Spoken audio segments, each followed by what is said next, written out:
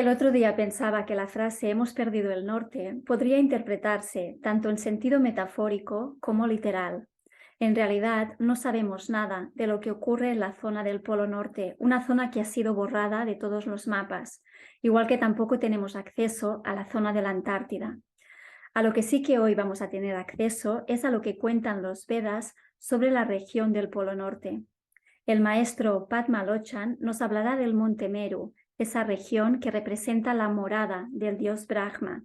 También conoceremos con más profundidad la descripción de los 7 anillos de Bhumandala. Y por último, también nos hablará de la región de Jambudvipa, una zona que contiene 8 continentes. ¿En qué lugar estamos nosotros de toda esta cosmovisión védica? Es algo que hoy quizás podamos empezar a comprender mejor. No te pierdas esta segunda clase con el maestro Padma Lochan. Bienvenidos a todos.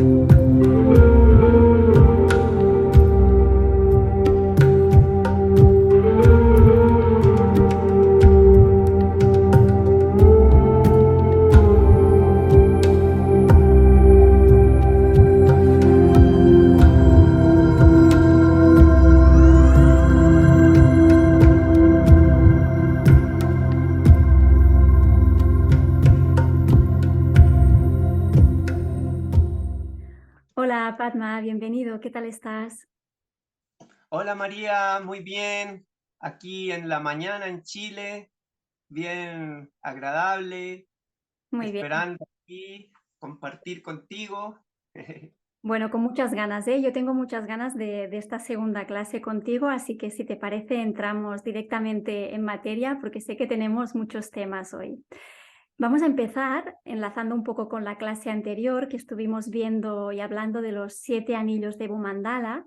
Si te parece, arrancamos por este punto, ¿no? ¿Qué son estos 7 anillos y cuál es la descripción que hace el Bhagavatam? Bien, bueno, darle un cordial saludo a todas las personas que nos están escuchando el día de hoy. Muy agradecidos por estar acá en el canal. Sí, si me das una mano ahí, María, poder mostrar la imagen de, bueno, ese es el. Ya, perfecto. Sí, las dos, mira, esa imagen que estaba compartiendo muy amablemente María es una imagen de los 7 anillos de Bumandala. ¿Qué significa Bumandala? La palabra Bumandala es una palabra aria, del término ario, que era el lenguaje que utilizaban la antigua gente que hoy en día puebla India. En sánscrito era el lenguaje, como se escribe también el sánscrito. En sánscrito, Bu se refiere a la tierra y mandala a la forma armónica en forma de anillos. Entonces, Bu mandala nos representa en el centro. Vemos allí una columna, no sé si lo puedes agrandar un poquitín más esa imagen como para que las personas lo puedan observar un poco más de cerca. En el centro está una pequeña columna, tú la ves, es el monte Meru, en el centro amarillo.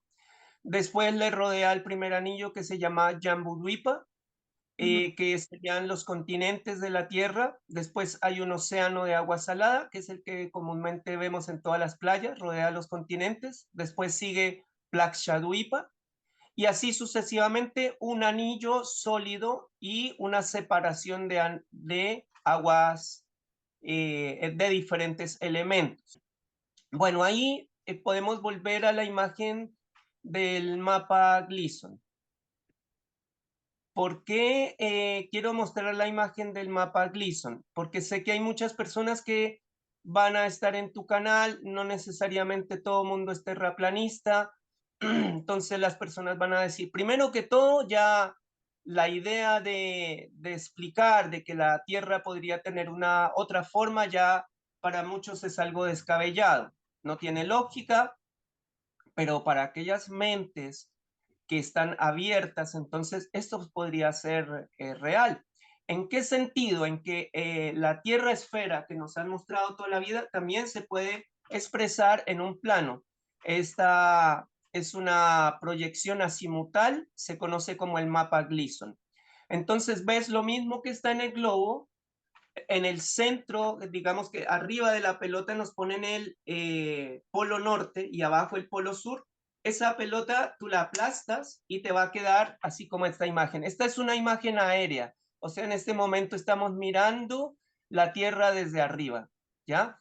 El polo norte te va a quedar en el centro, el polo sur te va a quedar afuera, en la periferia, y los continentes te van a quedar distribuidos alrededor de este polo norte, como está muy bien ahí señalizando con el cursor María.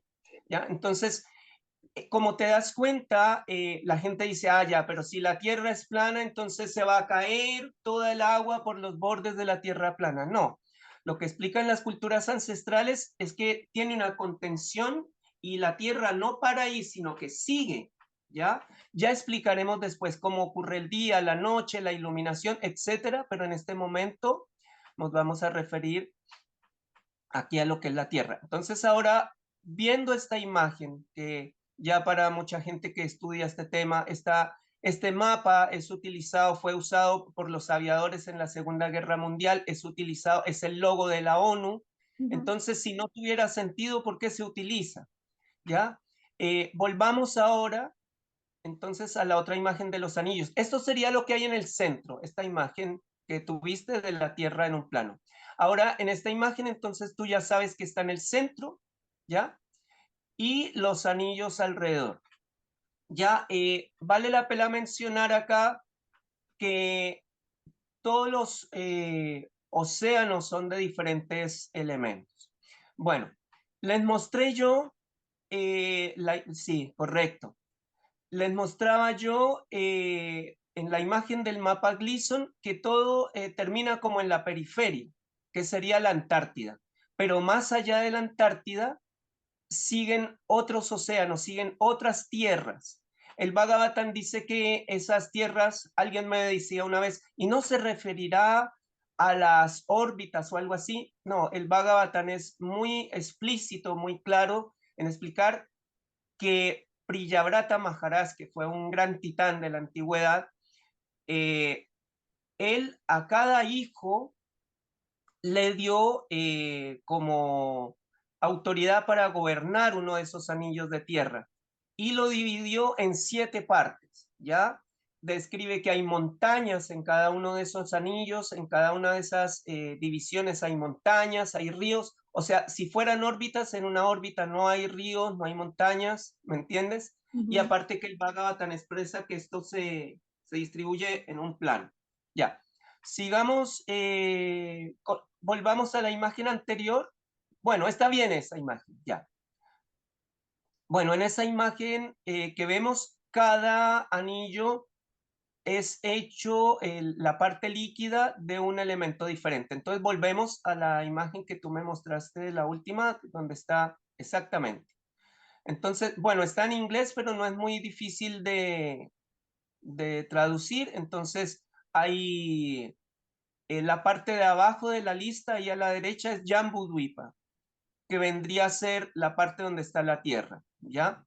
Eso está rodeado, si vas de ahí para arriba, por un océano de agua salada, ¿ya?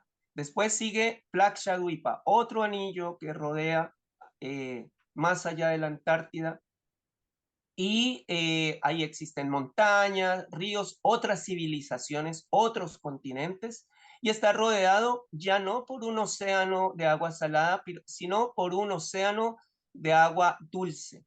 ¿no? Entonces uno siempre dice, pero ¿cómo? Si hay un océano acá de agua salada. Bueno, así como existe vida acá en base a un agua salada, también puede existir vida en base a un líquido más dulce. Luego sigue, más allá otro anillo, siguen otros océanos. Hay un océano que tiene un pH como el licor, ¿no? Después sigue otro anillo de tierra y sigue otro océano, un océano de gui, y así va cambiando de diferentes elementos. ¿Qué decía Nikola Tesla cuando analizó el modelo védico? Él se hizo muy amigo de Swami Vivekananda, como creo que lo explicamos en el primer capítulo de tu entrevista. Entonces, ahí Nikola Tesla conoció la cultura védica, esta que estamos explicando, y él le llamó mucho la atención la forma como se explicaba el universo en los Vedas. Entonces, de hecho, tú puedes buscar citas de Nikola Tesla y él dice que la Tierra no es una esfera, sino él dice la Tierra es un reino. Y él habla ahí de que cómo se moverían entonces los planetas, bueno, en base al electromagnetismo. Vamos a ver ahí en un ratito más el Monte Meru, que cumple una función electromagnética, y no sé si ustedes puedan después ver por su cuenta, hay muchos experimentos que muestran que, por ejemplo, si tú tomas diferentes recipientes de agua salada o de agua de mar, los interconectas a través de una lámina de cobre y una lámina de zinc y los vas intercalando, eso te da electricidad suficiente para prender una lámpara LED, para producir iluminación. Lo mismo ocurre con el vinagre. Tú puedes producir electricidad en base al pH ácido del vinagre y así sucesivamente. Entonces, ¿qué decía Nikola Tesla? Esos anillos son en realidad como una batería que sale por el Monte Meru y de forma toroidal es lo que hace el movimiento. No sé si tú has visto una torre Tesla o una máquina de estas de energía Tesla. Hacen experimentos y ponen arriba de esto unos alambrecitos y empiezan a girar, empiezan a girar. Es básicamente lo mismo que hacen los planetas, ¿ya? Entonces, si lo llevamos a nuestra realidad, si lo experimentamos acá a través de la física, eso sucede. Entonces, nuestro universo es en realidad una gran generadora de energía electromagnética. Sí, sí. Esto quería decir. Además, Ahí mira, puede, qué sí. curioso, Padma, solo hacer un apunte, no te quiero interrumpir, pero me parece bueno, como muy sincrónico que justamente el Bhagavatam describa estos 7 anillos, ¿no? Que precisamente sean 7 y no otro número, ¿no? Porque el 7 desde la numerología es precisamente el número que está asociado al aura. El aura es el campo electromagnético del ser humano, ¿no? Y además el 7 también es el número de la elevación, es el número que permite elevar la energía, ¿no? Y qué curioso que sean 7 anillos en esa cosmovisión védica, ¿no? Exacto, María. Todo está muy relacionado. Tú sabes que lo que es arriba es abajo, lo que está adentro es afuera. Entonces, si esto ocurre en el universo, también va a estar en nuestro cuerpo, que es nuestro propio universo. Exacto. Así que muy bien tu intervención, María. Muchas gracias. Ahora podemos seguir entonces, bueno, ahí tienes la lista de los diferentes anillos. Tú puedes recurrir ahí a los textos porque esto es de conocimiento público, los Vedas. Tú puedes recurrir ahí al Bhagavatam, capítulo 16 al 26, y vas a ver toda esta descripción, ¿ya? Podemos seguir ahora entonces con una siguiente imagen. Ahí se ve también, es una imagen aérea, entonces estamos tomando desde arriba, se ve el Monte Meru, que como te das cuenta tiene una imagen, es más ancho arriba y más angosto abajo. El Bhagavatam da medidas de ese lugar electromagnético que conecta con los anillos y de ahí se genera la energía toroidal, que es la que hace girar todo. Exacto. Te hago una pregunta sobre esta descripción de los 7 anillos. ¿Cómo imaginar estos océanos de leche, de mantequilla, de yogur, de azúcar, realmente para una mente occidental? es muy difícil, ¿no? Visualizar que más allá de nuestro mundo conocido pueda haber otros anillos y otros océanos con estas características. Imagino que esto es algo también como metafórico, ¿no? ¿Tú cómo lo interpretas? Mm. Mira, cuando una persona nos explican desde la escuela básica que a los 100 grados de temperatura mueren todas las bacterias, todos los bichos, todo eso, pero cuando nos damos cuenta, y yo he constatado eso, en lugares donde sale agua volcánica, excede los 400 grados de temperatura, 300 grados, ¿no? No es como en las aguas termales, donde ya es una vertiente que no está tan caliente, pero donde sale, y ahí viven bichitos. O sea, entonces la ciencia ha quedado sorprendida, pero ¿cómo pueden vivir ahí si es una gran temperatura? Claro, porque uno juzga en base a que nosotros cuánto resistimos de temperatura, ¿no? Ya con 30 y tanto grados de temperatura ya nos estamos volviendo locos, entonces ¿cómo podríamos resistir 400 grados? Pero eso somos nosotros, pero por nuestra naturaleza,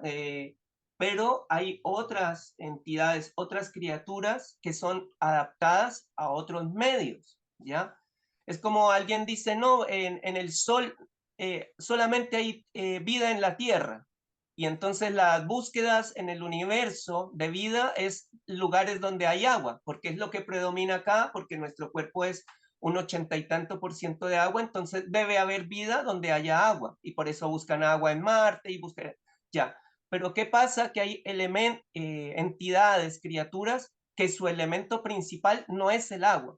Digamos que nacimos en el sol, entonces ¿cuál sería el elemento principal? Sería el fuego, nuestro cuerpo estaría formado por fuego. Y ellos también, los del planeta Sol, entonces dicen, no debe existir vida, busquemos otro lugar donde haya fuego. De manera similar, entonces nosotros, como tú decías, ¿será que es algo metafórico, que hayan océanos de leche? Bueno, yo te puedo dar descripciones y narraciones donde se explica, por ejemplo, el batido del océano de leche, donde de ahí surgió, por ejemplo, el conocimiento de la Ayurveda, entonces donde es una historia maravillosa, donde se batió un océano, y era un océano de leche. Entonces, no es que es algo metafórico o algo así, no, lo que pasa que nosotros, eso es algo característico dentro de la psicología del ser humano, pensamos que todo se da en base a lo que nos rodea, a los elementos que nos rodean. De hecho, por ejemplo, alguien de Sudamérica como nosotros dice, todo tiene que ser como Sudamérica, entonces todo tiene que ser aquí, allá, o el europeo dice, no, todo tiene que ser como en Europa. Y entonces vienen acá y encuentran un poco más de desorden, de caos, o dicen, no, pero no significa que no haya vida allá, simplemente son condiciones diferentes. Por ejemplo, la vida de las habitantes de los otros anillos es mucho más larga que las habitantes de la Tierra. Ellos tienen, por ejemplo, en los Vedas se habla de los ashram, de las condiciones, por ejemplo, acá en la Tierra se dan 4 órdenes que se manifiestan, la clase espiritual, la clase guerrera, ¿no? Que vendrían a ser los militares, los comerciantes y los artesanos. Son como 4 naturalezas que hay. Ya, pues el Bhagavatam explica que en los otros anillos hay otras naturalezas, hay otros órdenes de diferentes naturalezas. Entonces, nos cuesta a nosotros aceptar, es como cuando nos hablaron de la tierra plana, ¿no? Entonces, no, pero ¿cómo puede ser esto? Es que esto no es posible. Pero cuando nos empezaron a mostrar de que sí se podrían producir viajes, cuando se empezó a demostrar que sí puede ocurrir iluminación, y dijimos, claro, sí puede ser, ¿cómo no me había dado cuenta? Lo mismo con los anillos, ¿por qué existen otros elementos? ¿Por qué no podría haber vida ahí? Ya. ¿No? De hecho, cada uno de estos 7 anillos representaría como un estado de consciencia diferente, ¿no? Y me imagino que este es el motivo por el cual no podemos viajar, ¿no? A los demás anillos. Exactamente. Exactamente, no podemos viajar porque todavía nuestra incapacidad para aceptar de que puede haber otras realidades, eso es lo que todavía nos tiene cautivos acá. El día que nosotros removamos esas capas y entendamos que puede haber otras realidades superiores a cómo resolvemos los conflictos acá en la Tierra, ese día vamos a poder tener acceso a otros lugares.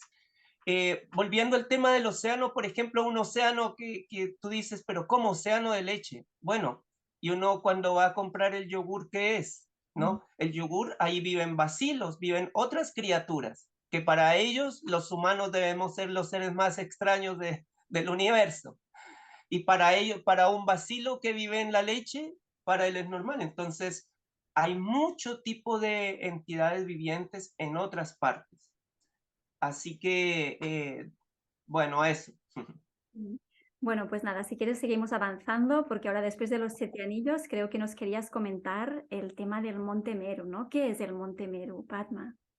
Bueno, en esta imagen que es bien clara, aquí, ¿qué es lo que tú ves ahí? Tú dices, bueno, veo una columna como de color dorado, tiene una base.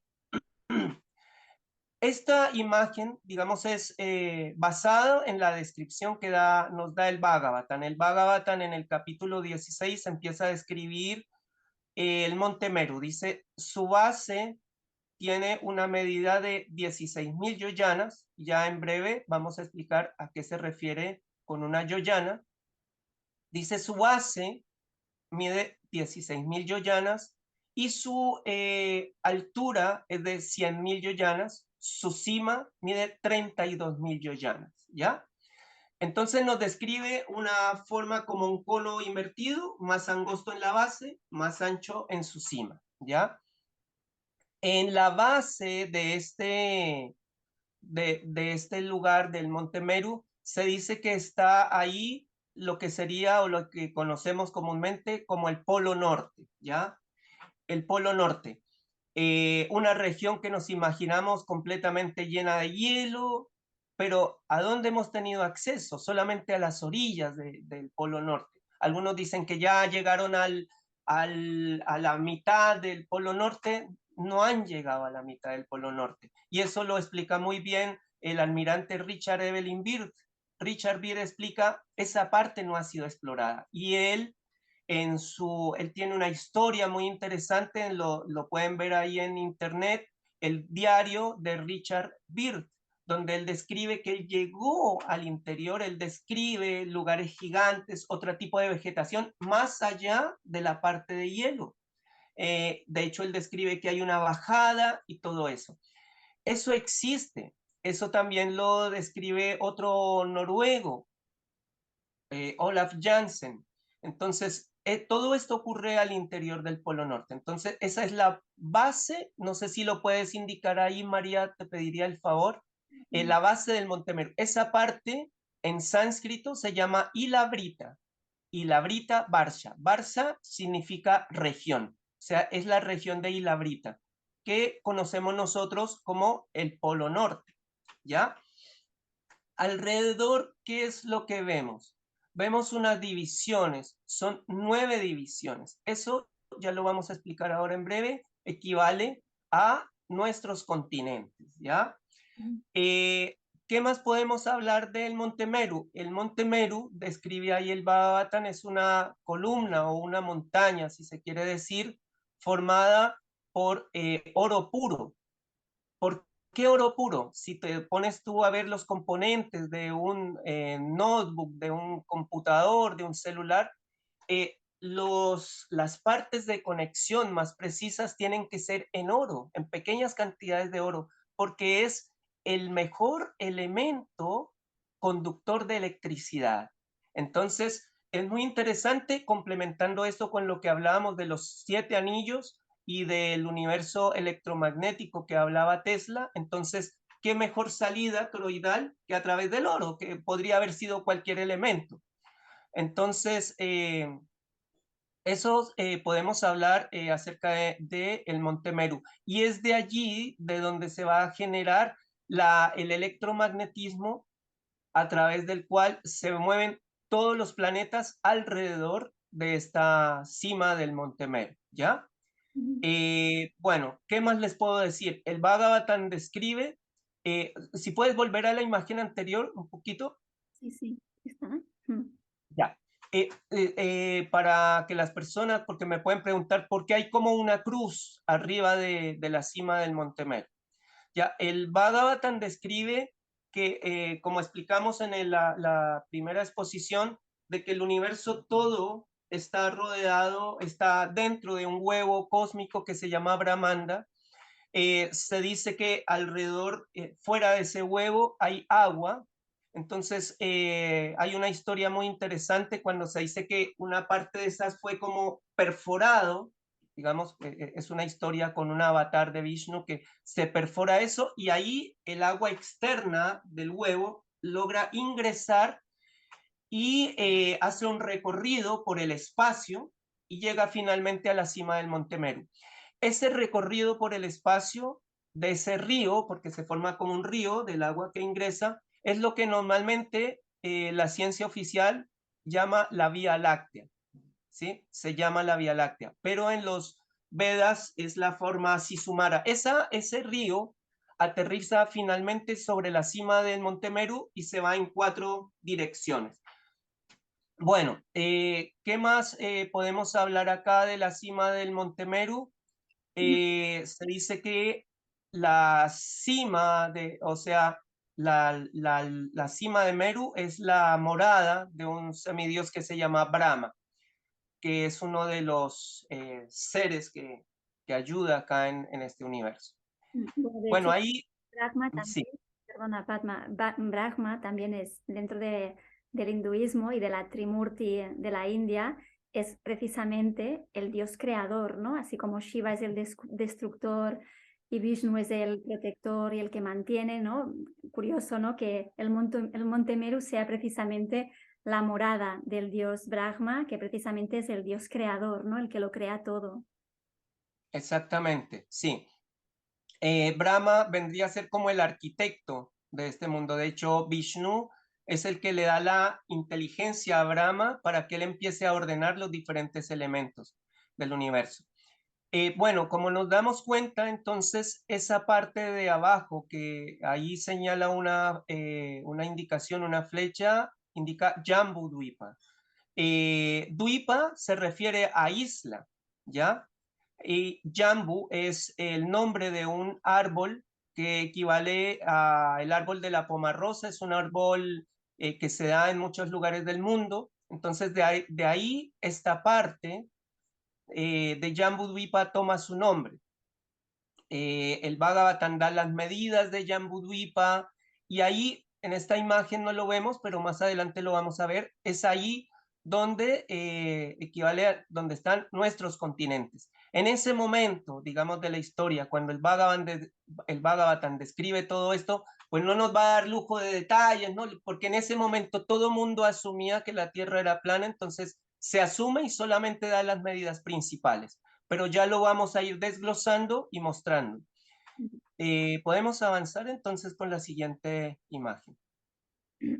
Vale. Yo te quería Bien, preguntar, Fatma, sí, seguramente ahora lo vas a explicar, pero tengo mucha curiosidad también para que nos cuentes si por un lado tenemos esta imagen que describe el Bhagavatam del Monte Meru, luego también está la Rupis Nigra, ¿no? ¿Qué relación hay entre la Rupis Nigra y el Monte Meru? exactamente, muy buen punto, María. Justamente esta imagen de apoyo que tenemos en este momento y que todos ustedes pueden ver. Como vimos recién en el Bhagavatam se describe que en el centro del Polo Norte hay una gran montaña, ¿no? Que se describe que es de oro. Resulta que para los cartógrafos como Gerardus Mercator, que fue una de las personas que empezó a representar los mapas de la Tierra, que de hecho hasta el día de hoy se utilizan, el mapa oficial es el mapa de Gerardus Mercator, ¿no? Entonces, la ubicación de todas las cosas. Ya en los mapas que Gerardus Mercator empezó a representar, él siempre incluía en el centro, y tal vez ahí tú lo puedes mostrar con el cursor, él representaba una montaña, gracias María, representaba una montaña que se llamaba el Rupes Nigra. Ya en otros mapas anteriores a Gerardus Mercator se incluía esta montaña. Entonces, esa montaña es muy llamativo, muy interesante, porque vendría a ser el Monte Meru, pero llamado de otra manera, porque es una montaña alta. Y de allí, muy interesantemente, vemos que salen 4 ríos en las 4 direcciones, que es lo mismo que describe el Bhagavatam cuando cae este río desde arriba, cae sobre la cima y se forman los 4 ríos. Ahí podemos ir a la imagen anterior del Monte Meru como para recordar, entonces hacer una asociación entre las dos imágenes. Como ves ahí arriba de la cima del Monte Meru, estas 4 direcciones hacia el norte, sur, este y oeste, es lo mismo que Gerardus Mercator mostraba en la imagen siguiente, que la que les estamos mostrando, los 4 ríos y el Monte Meru o Rupes Nigra en el centro. Entonces, es lo mismo. O sea, si esto no hubiera tenido una relevancia, entonces, ¿por qué Gerardus Mercator lo incluía en sus mapas? Entonces nos damos cuenta que en la Edad Media y en esos años había un conocimiento que hoy en día se nos oculta, ¿ya? Hoy en día se nos oculta ya. Después los mapas, después de Gerardus Mercator, algunos cartógrafos lo incluían, ya después se dejó de incluir. Esta imagen de los 4 ríos es, como te decía, del Polo Norte, ¿ya? O Ilabrita, como lo llaman ahí en los Vedas. Creo que tenemos otra imagen de apoyo también.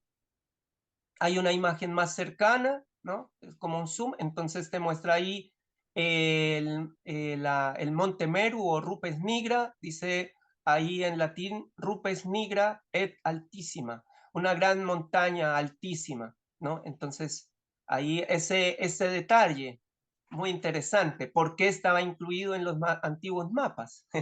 Exacto, porque estaba incluido en los antiguos mapas y porque ahora ya no está, ¿no? Porque esa Claro. zona ha desaparecido por completo, ¿no? De los mapas. Ya nadie puede ver hoy en día esa zona del Polo Norte, ¿no? Que es lo que realmente había, no tenemos ni idea. Exactamente, exactamente. De hecho, quería agregar que pueden ver, hay un investigador inglés que él muestra cuando tú entras a Google Earth, las imágenes de Google de la Tierra, en el Polo Norte hay unas partes que están borradas, o sea, no sé, es como que a propósito hubieran puesto algo, algo pasa allí, algo ocultan. Mm, Eso también es interesante. sí, sí, sí. Y ahora vamos a seguir entonces avanzando. Aquí hay una tercera imagen de lo mismo que les hablábamos de los mapas de Gerardus Mercator y otros cartógrafos, donde ahí este es un detalle del Polo Norte, ¿no? Entonces, Polo Ártico dice arriba, ¿no? Entonces ahí nos muestra, se alcanza a ver el río de abajo y ya sabemos que son los 4 ríos en las 4 direcciones. De hecho, también es interesante porque los Vedas dicen que todo se origina, la cultura védica se origina en el Polo Norte. No sé si lo mencionamos en la primera clase. Hay una investigación muy interesante de la persona que inspiró a Mahatma Gandhi, que se llama Bal Gandhar Tilak, o tú lo puedes buscar en internet como BG Tilak, y él tiene un libro muy interesante del origen de los Vedas en el Ártico. Entonces, él habla de que los primeros habitantes llegaron al Polo Norte. De hecho, en el Rig Veda dice, ellos llegaron a la región donde hay 6 meses de día y 6 meses de noche. Eso solamente ocurre ahí. Describe que ellos después bajaron por lo que es la península escandinava, todos los pueblos vikingos, donde hoy se habla de los pueblos vikingos, después bajaron otra por Rusia, finalmente bajaron y se establecieron en lo que es el Valle del Indo, la actual India, pero empezó todo allí en el Polo Norte, entonces es como el origen de todo. Y esto les menciono porque en la misma Biblia dice que en Edén, que es el lugar donde empezó todo, dice, fluyen 4 ríos en las 4 direcciones. Entonces, eso quería mencionarlo también como dato interesante. Interesante, esto no lo sabía, Padma, ¿ves? Es que es muy interesante escucharte porque realmente aprendes un montón de cosas.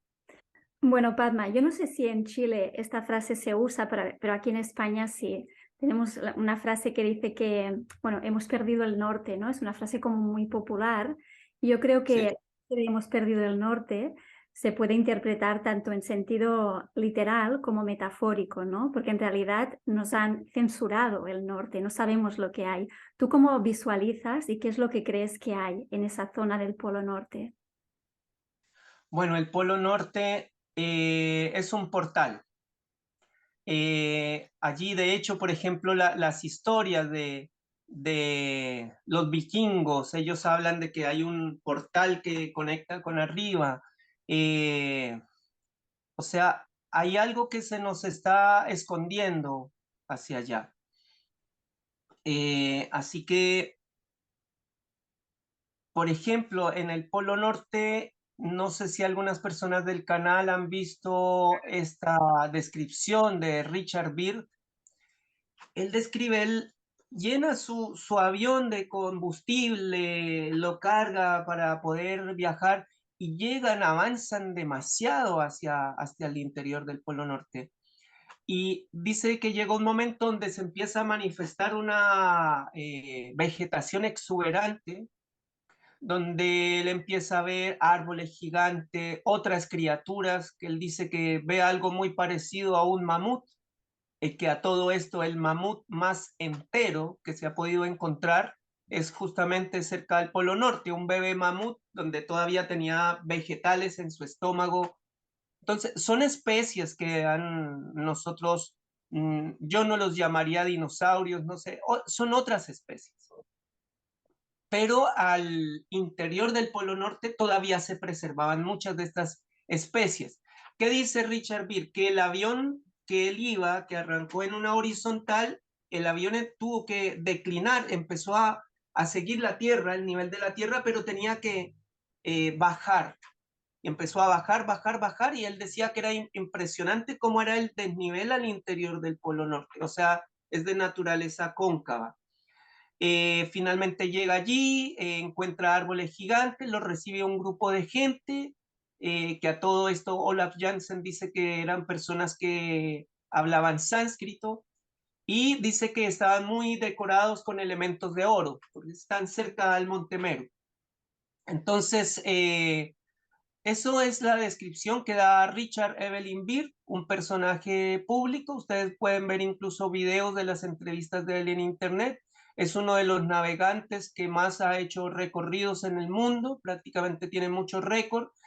Hoy en día, pues la gente y los aviadores siguen las rutas comerciales. Él se aventuró hacia otras regiones donde no se había explorado. Y él describe justamente lo que dice el Bhagavatam. Si tú vas al Bhagavatam, te dice que las orillas de Ilabrita son en horizontal, pero después empieza a bajar. Yo creo que tenemos ahí una imagen de apoyo donde se muestra el Monte Meru y la concavidad que nos muestra allí exactamente, es esa imagen. Entonces vemos, esto es mirando el Polo Norte en un corte transversal, creo que se dice. Entonces, en ese corte transversal, entonces vemos al Monte Meru, dice el Bhagavatam que lo acuñan en su base 4 montañas, da la altura y la medición de cada una de esas montañas. Dice que la base del Monte Meru está debajo bajo el nivel, digamos, hablando del nivel del mar, está 16.000 yoyanas abajo. 84.000 son las que sobresalen, como ya hablamos en un comienzo, la altura total de Meru es de 100.000 yoyanas, ¿ya? Lo que sobresale es 84.000, como está señalizando ahí muy bien María, y lo que está en un comienzo yo pensaba debe estar enterrado, porque si es una columna tan alta, entonces su base debe estar enterrada. Pero no, cuando tú ahondas en las descripciones del Bhagavatam, empieza a describir montañas que son mucho más bajas, de 16.000 yoyanas, son de 8.000 yoyanas, 10.000 yoyanas, entonces uno dice, pero no llegan entonces al nivel del mar, dice, y algunas miden 4.000 yoyanas, y dice, y en la cima de esas montañas hay árboles, dice, que tampoco por su altura de los árboles no alcanzan al nivel del mar, que es esa línea segmentada que yo muestro ahí, punteada, exactamente. Entonces, ni siquiera contabilizando la altura de los árboles, no alcanzan esa línea. Y dice que los frutos de esos árboles caen desde una gran altura y es tanta la altura en la que caen que revientan abajo y los frutos son tan grandes que van formando una especie de ríos. Entonces, si tú ves esa descripción, ahí te das cuenta automáticamente que no está enterrada la base de Meru, sino que hay un espacio, y son estas 4 montañas las que afirman de alguna manera el Monte Meru. Entonces, ahí habla de una concavidad y es justamente coincide con la narrativa de Richard Evelyn Byrd, que él describe que tuvo que bajar. Entonces, es un detalle bien interesante porque de ahí me imagino que cobre vida o se inicien las historias de todo este tema de la tierra hueca, ¿no? Entonces, claro, la gente se imagina la tierra hueca, pero en una tierra esférica, pero aquí está viendo la misma descripción de una tierra hueca, pero en un plano. ¿Hasta dónde llega a profundizar eso? Se dice que hay, así como hay 7 anillos hacia los lados, hay 7 niveles hacia abajo, que es el mundo intraterreno o subterráneo. Entonces, esta concavidad llega hasta la segunda sección de abajo, digamos, de la parte subterránea, que se llama, el primer nivel se llama Atala y después sigue Vitala, ¿no? Entonces, esto llega hasta ahí, hasta Vitala. Entonces, abarca prácticamente 2 regiones de la parte subterránea. Entonces, esto es importante mencionarlo acá. Julio Verne en sus viajes, no sé si era que él lo canalizaba o tenía información, él habla, ¿no?, de viaje al centro de la Tierra, o sea, hablaban de que había una concavidad. Muchos otros escritores también hablan de esta concavidad en el Polo Norte, y esto lo confirma el Bhagavatam. Así que eso les quería un poco compartir acá, lo pueden ver en el Bhagavatam. Hay unas imágenes en 3D que mostrarían esa concavidad al interior del Polo Norte. Son imágenes que hemos generado con un amigo en una animación en 3D que justamente en estos días ya vamos a compartir un video muy interesante. Ahí podemos seguir avanzando.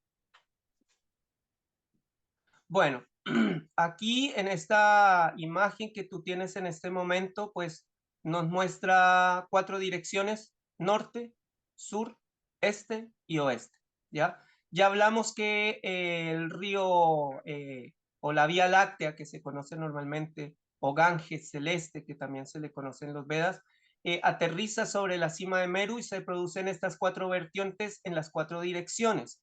El Bhagavatam va describiendo qué regiones atraviesa cada río.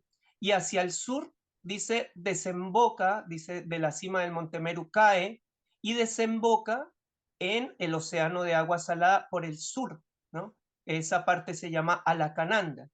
En esa parte de Alacananda dice que es donde está Bharatavarsa. Bharatavarsa, que es el nombre antiguo que se le da a India. Creo que ahí está, en la parte izquierda, ahí. Ahí ustedes le pueden agrandar un poquito la imagen cuando estén viendo el video. Entonces ahí equivale a lo que es la región donde está India. Yo cuando empecé a estudiar todos estos mapas puránicos decía, debe ser que Jambudvipa incluye todo lo que son los continentes, como en un mapa Gleason, entonces todo debe estar contenido ahí. El Polo Norte ya sabemos dónde está, pero resulta que no. Y es ahí donde vamos a hacer una descripción muy interesante. Como te das cuenta, hay unas líneas en sentido horizontal, ¿ya? Si tú lo contabilizas en total son 9, ¿ya? Todo eso vendría a ser los continentes. Algunos dicen, entonces, ¿cómo se ve esto? Vamos a compartir una imagen siguiente. Exactamente.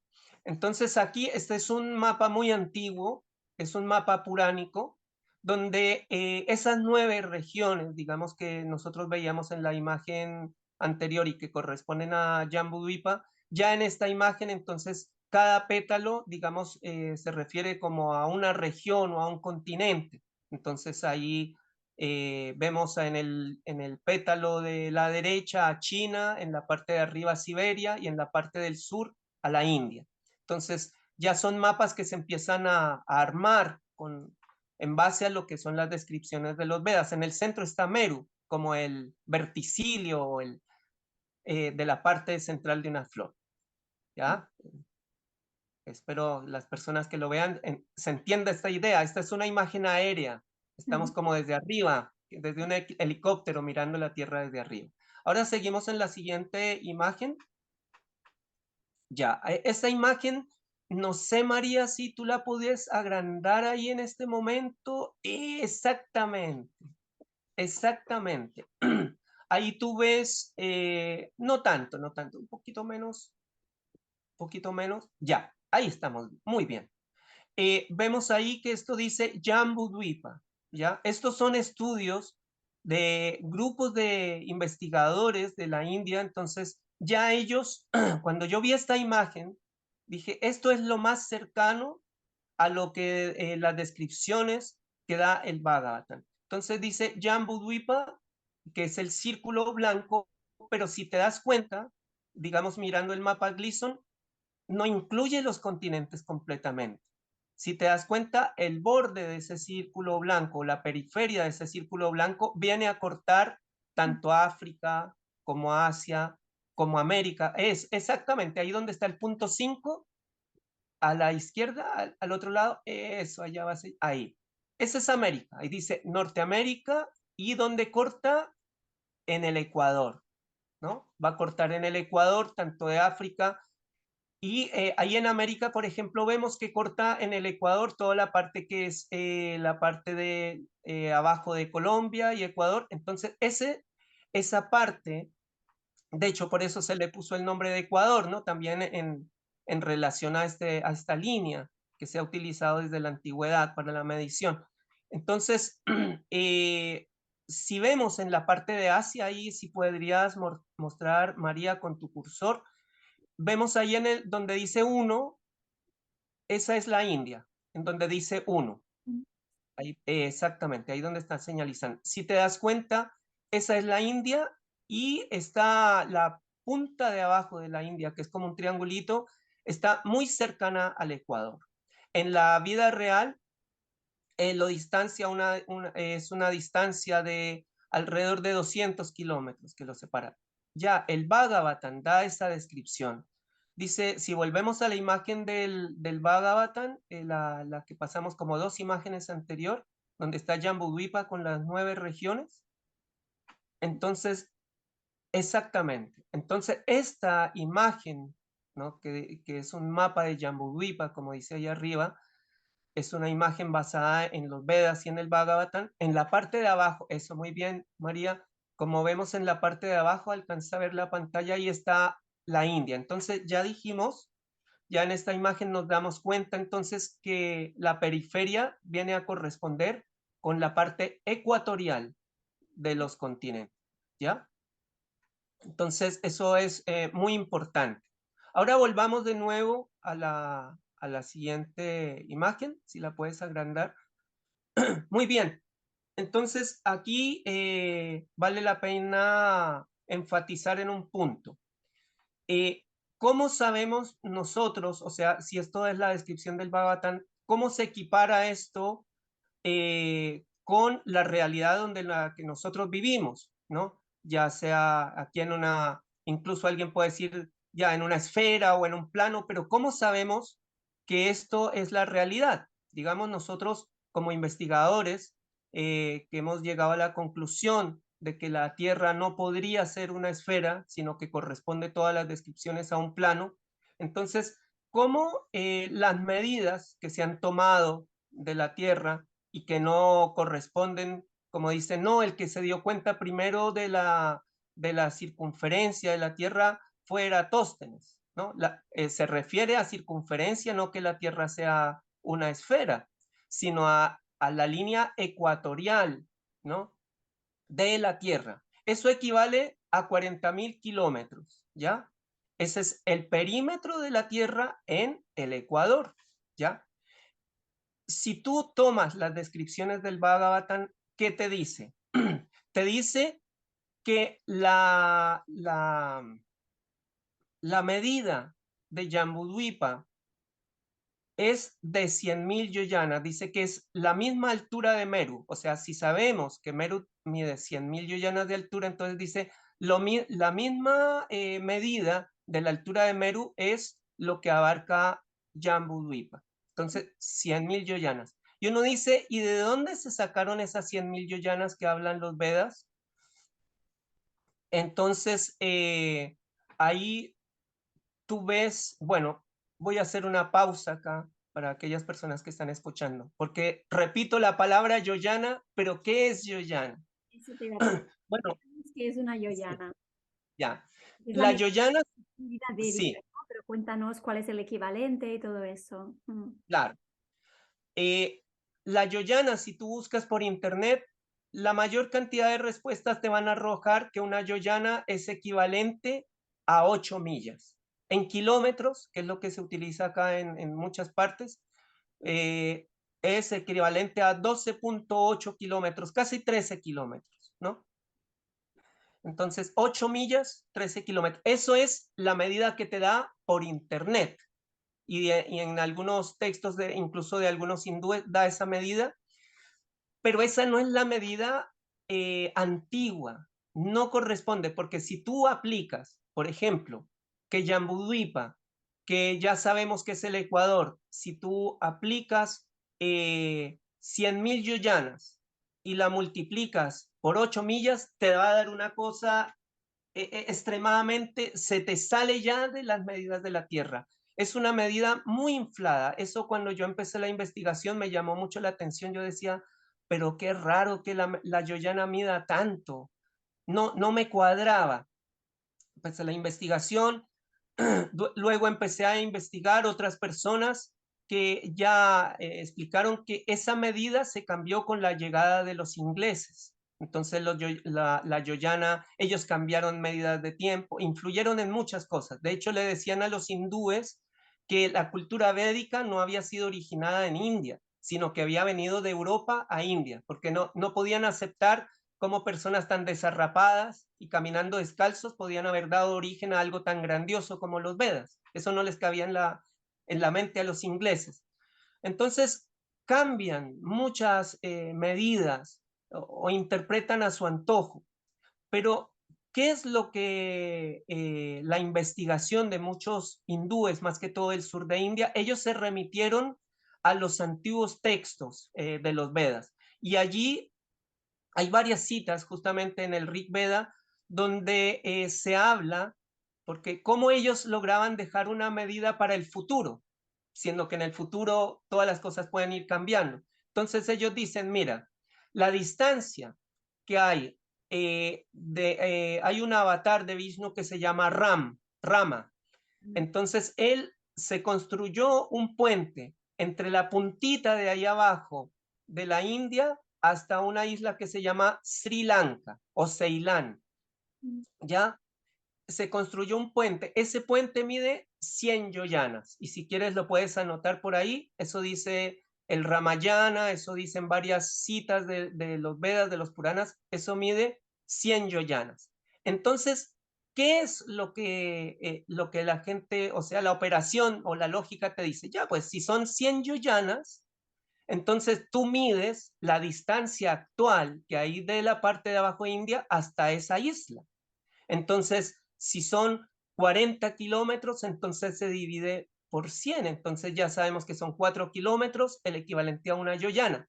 En el caso de la medida que se tomó de esa parte, son el equivalente de la yoyana en base a esa medida que se llama el Ram Setu, que tú lo puedes buscar por internet, Ram Setu, o sea, puente de rama, que ya hablamos que son 100 yoyanas, equivale cada yoyana a 398 metros. 398 metros, eso es lo que equivale una yoyana viéndolo desde el punto de vista de los Vedas, ya sin la influencia de los ingleses, entonces tú lo puedes anotar ahí, 398 metros. Eso es lo que equivale una yoyana. Si tú vas ahí por internet y accedes, ¿qué es el significado de yoyana? Normalmente te va a direccionar al diccionario más antiguo de India, que es el Amara Cocha.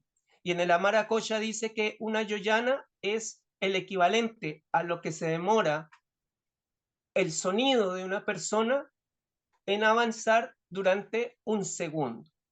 Entonces, ¿cuánto recorre el sonido en un segundo?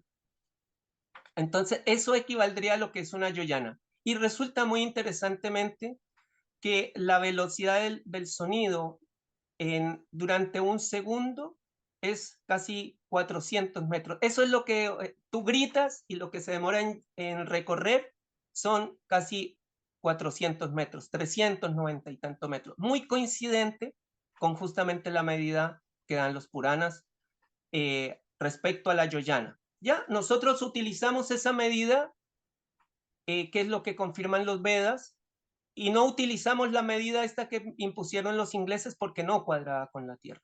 Tomamos esta medida. ¿Qué describe el Bhagavatam? Que el radio es la medida que hay desde el centro de un círculo hasta su periferia. El radio es de 32.000 yoyanas, ¿ya? Si tú multiplicas, tú para saber el perímetro de un círculo tienes que saber el radio, lo multiplicas por pi, que es 3,14, ¿verdad? Y nos da 100.000 yoyanas. Creo que te lo compartí por ahí, la imagen de la operación matemática, eh, donde nos da, bueno, ahí está la medida de cuánto equivale una yoyana, ya, ahí está 32.000 yoyanas, que es lo que dice el Bhagavatam, que es el radio, ¿ya? O sea, del polo norte a la línea ecuatorial, que son 32.000 yoyanas, tú lo multiplicas por 3,14, te da una distancia de 100.480 yoyanas de periferia, o sea, lo que mide el círculo alrededor, ¿no? O sea, la parte ecuatorial. Ahí tenemos luego otra operación también que te compartí por ahí. Entonces, ya sabemos entonces que 100.000 yoyanas es la parte ecuatorial. Ya sabemos de dónde salió esa medida de 100.000 yoyanas. Y ahora multiplicamos 100.480 yoyanas por 398, que es el equivalente a la yoyana, y nos da una medida de 39.991 kilómetros, que es muy cercano a la medida oficial de lo que es la Tierra, que son 40.000 kilómetros en la parte ecuatorial. ¿Ya? Entonces, cuando nosotros empezamos a darnos cuenta de eso, dijimos, claro, eso es lo que está describiendo el Bhagavatam, está describiendo el círculo ecuatorial de la Tierra. Entonces, ¿cómo hace 5.000 años sabían esto? ¿Cómo, dime tú, María? Impresionante, o sea, el Bhagavatam nos está describiendo el lugar donde estamos viviendo. Qué fuerte, me parece impresionante estas medidas, ¿no? Sí, muy impresionante. Entonces, en base a esas medidas ya podemos saber entonces las distancias a los otros anillos, etcétera. Aquí tenemos una imagen del mapa Gleason. Entonces vemos ahí el trópico de Cáncer, que está en el centro, bueno, lógico, del Polo Norte. Esto es una imagen aérea. El trópico de Cáncer a 23,44 grados respecto al Ecuador. Después vemos el Ecuador, el círculo ecuatorial, y después vemos trópico de Capricornio. Entonces, es en lo que está describiendo allí la medida de Jambudvipa, entonces es el círculo ecuatorial. Entonces, muy interesante las medidas que nos va dando el Bhagavatam, y yo lo quería compartir en el día de hoy aquí con ustedes para que sepamos que un texto milenario, más de 5.000 años de antigüedad, ya describía las medidas de la Tierra. Ahí podemos avanzar en otra imagen. Bueno, ahí también vemos entonces Jambudvipa, y Bharatavarsha en la parte de abajo, que ya sabemos que corresponde a India. Entonces, como ellos, imagínate, ponían a la India, sabían que era la parte como para señalizar la zona ecuatorial, ¿no? Porque habían podido poner Bharatavarsha, que es India, más cercano al centro, pero no, porque ellos estaban hablando, te están diciendo, esa es la parte ecuatorial. Entonces, muy interesante, María, cómo, o sea, para mí es una verificación muy buena. De hecho, después el Bhagavatam da la altura de la Tierra hacia arriba de los planetas y muchas descripciones más. Entonces, bueno, Impresionante. ahí yo sé que tienes algunas preguntas también. Mira, te quería preguntar en relación a la descripción que hace el Bhagavatam del Monte Meru. ¿Tú interpretas también el Monte Meru y toda esa descripción como un estado de conciencia? Exactamente. En cuanto a Meru, o sea, Meru es un lugar donde está, es como un portal, ¿ya? Ahí describe que es de oro, etcétera. Pero también cuando los mismos Vedas describen a Meru, dice que para los habitantes, muchas personas de la Tierra, decía que querían llegar a la ciudad de Brahma, que ya dijimos que está en la cima de Meru, dice que muchos de ellos, porque en la antigüedad la gente duraba mucho más tiempo, exactamente esa medida. Entonces dice que las personas para llegar hacia allá arriba, elevarse, salir de ese lugar donde vivimos en la tierra y ir hacia arriba, tenían que hacer una meditación como de 1000 años. O sea, 1000 años meditando y para poder tener acceso. Entonces, ¿qué nos indica eso? Que Meru, si bien es un lugar que existe, pero también es un estado de conciencia.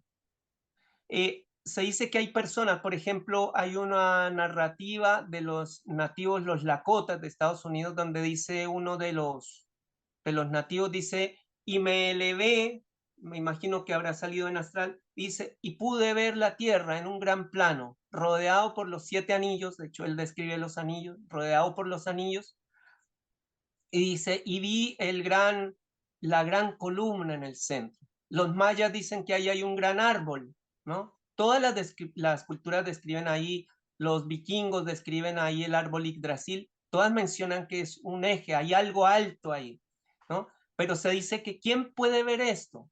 La persona que tiene un alto nivel de conciencia. Capaz que uno pueda llegar al Polo Norte y no lo va a ver, no lo va a visualizar. Es como, por ejemplo, tú sabes que existen para los que practican la meditación, para los que practican, les gusta lo místico y lo esotérico. Todos hemos sentido en algún momento la presencia de algún fantasma o espíritu, pero no los podemos ver con los ojos, pero sí sentimos su presencia, o a veces mueven cosas o hacen algún ruido. Yo creo que la mayoría de las personas, y más las personas sensibles, saben de esto. Entonces, lo mismo, hay personas que un medium puede ver un espíritu. El chico Javier en Brasil, él podía ver los espíritus, pero no todo mundo tiene esa capacidad porque requiere un alto nivel de conciencia. Entonces, Meru está, Meru existe, pero hay que tener la conciencia para ver eso. Sí, sí. Bueno, Padma, la verdad es que me ha encantado la clase de hoy. He aprendido un montón de cosas que no sabía. Espero que la gente que vea este vídeo también disfrute de todas tus explicaciones. Y si te parece, ahora para terminar, no sé si quieres añadir algo de la clase de hoy, pero también podríamos avanzar que la próxima sesión vamos a tratar el tema de dos montañas, ¿no? Dijimos que hablaríamos sobre todo del tema de Manasotar y de Loca Loca, no sé si lo estoy pronunciando bien. Sí, Y exactamente, sí. el tema también que lo has comentado hoy, has empezado a hablar un poquito de la caída, ¿no? Del río Ganges y del nacimiento de esos cuatro ríos. Así es, María. De eso vamos a hablar en la próxima entrevista que tú muy amablemente haces. Y bueno, a modo de compartir, quería enfatizar, para aquella persona que tome el Bhagavatam, lo empiece a ver, ya sea por internet, en línea o eh, hay muchas, en físico también hay muchas personas que han traído de India el Bhagavatam, normalmente está en inglés, pero hay unas traducciones también por online de este texto milenario. Y entonces ya cuando vean la medida de la Yoyana, ya saben que equivale a 398 metros. No puede ser de otra manera porque no equivalen pero no equivaldría a la Tierra, no equivale a distancias. Pero tomando esta medida nos cuadra todo con el lugar donde vivimos. Entonces, y esa medida no me la estoy inventando yo. Ahí tú puedes entrar a internet y ves las investigaciones de muchos hindúes. Dicen, no, está ahí, están los mismos Puranas. La Yoyana es equivalente a 398 metros y cuadra perfectamente. Entonces quería enfatizar en ese número, 398. Muy bueno, muy acertado, digamos, todo esto no ha sido una investigación fácil. No es que todo mundo en la India es consciente. De hecho, cuando yo estuve en India, mucha gente, de hecho en India ni siquiera aplicaban el Ayurveda, que es una ciencia milenaria naturista ya, sino que Occidente ya ha ido llegando, allá también están todos los hospitales con sus químicos, allá también está prácticamente el modelo heliocéntrico. Entonces, mucha gente desconoce el modelo geocéntrico y menos investigar sobre estos temas. Así que, pero esto por astrología o por algo está ahora emergiendo justo en este momento. Así que eso, María, quería Bueno, señalizar. genial. Pues mil gracias por estar aquí de nuevo en el canal, compartiendo tus conocimientos, tu sabiduría y también por ayudarnos a recuperar ese norte, ¿no? Ya que nos han hecho perder el norte en muchos aspectos, que todo este conocimiento antiguo, ancestral, sea recuperado y también sea difundido y compartido, ¿no? Porque aquí está el valor del trabajo que estamos haciendo de forma conjunta, ¿no? Intentar también que esa sabiduría de esos textos antiguos llegue, ¿no? de manera como un poco más didáctica y entretenida a la gente para que tomemos conciencia de cómo nos han engañado y de que todo está escrito, ¿no? De alguna manera. Así es, María. Como decíamos hace un tiempo atrás, se le ha dado mucho énfasis a la cultura sumeria, pero se ha minimizado otras culturas. ¿Quién habla sobre la cultura aymara? ¿Quién habla sobre Tiahuanaco en Bolivia, una ruina de las más antiguas del mundo? ¿Quién habla? No, porque todo conviene a la cultura sumeria, ¿no? Entonces, y yo podría estar acá escribiendo libros, cobrando por... No, pero para mí el conocimiento es algo que debe estar para todos, es para toda la humanidad. Tú te puedes conectar con esto.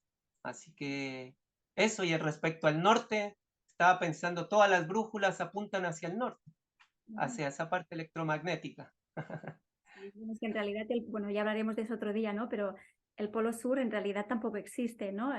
Tal y como nos lo han enseñado, no hay un polo sur. Lo que hay es un círculo de hielo. Claro, ahí es algo que contiene todo esto.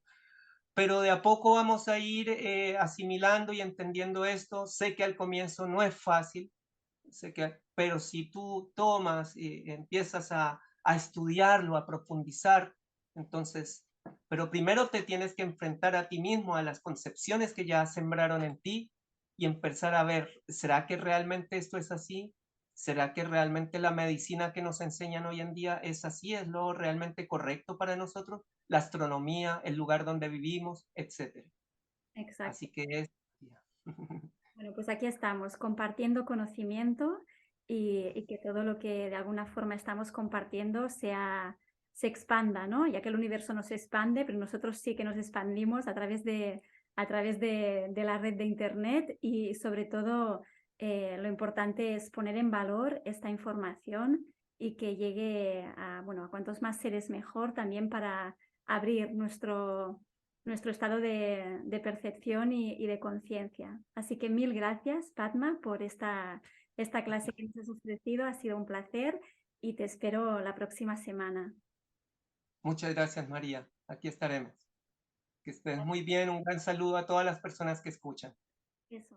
Hoy hemos aprendido también que el Bhagavatam describe el círculo ecuatorial de la Tierra con mucha precisión. ¿Cómo puede ser que tuviesen este conocimiento hace 5.000 años?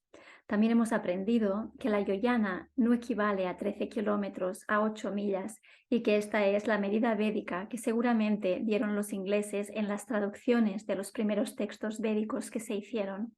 Según nos ha contado hoy el maestro Padma Lochan, una yoyana equivale en realidad a 398 metros y con esta medida parece ser que todo cuadra. Seguramente después de escucharle te surjan dudas, te surjan preguntas, porque a mí también me ocurre. Esta no es una investigación fácil, como nos dice Padma, y tampoco se comparte un conocimiento que sea fácil de procesar y de digerir. Así que si tú también eres de los que necesita un tiempo para procesar la información y te van surgiendo dudas y preguntas que te gustaría que fuesen respondidas, escríbenos un correo electrónico en info.cuestionando@gmail.com o directamente escribe tu duda y tu pregunta para Padma en la cajita de comentarios de cada uno de estos vídeos. Nosotros intentaremos recopilar todas las dudas y haremos una sesión específica de preguntas y respuestas con el maestro Padma. Te veo la próxima semana.